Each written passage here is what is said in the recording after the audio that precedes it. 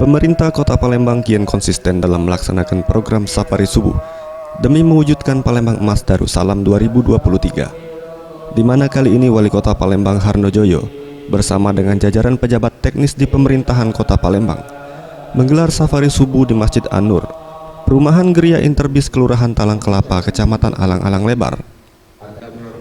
Ketika ditemui Harnojoyo, Wali Kota Palembang mengatakan sangat senang dengan pelaksanaan Safari Subuh sejauh ini karena antusias masyarakat yang tinggi. Di samping sebagai bentuk upaya motivasi kepada masyarakat, Safari Subuh juga program yang dimaksudkan untuk menyerap aspirasi masyarakat secara langsung. Oleh sebab itu, diharapkan kepada masyarakat untuk tidak sungkan dalam menyampaikan aspirasinya dalam program ini. Dihimbau kepada masyarakat di Palembang untuk terus senantiasa meramaikan masjid maupun musola, seperti yang dilakukan pemerintah Kota Palembang melalui Safari Subuh. Tapi harapan kita sekali lagi, jangan bangunannya bagus, bangunannya besar, tapi penghuninya sepi, tidak kelihatan auranya nanti.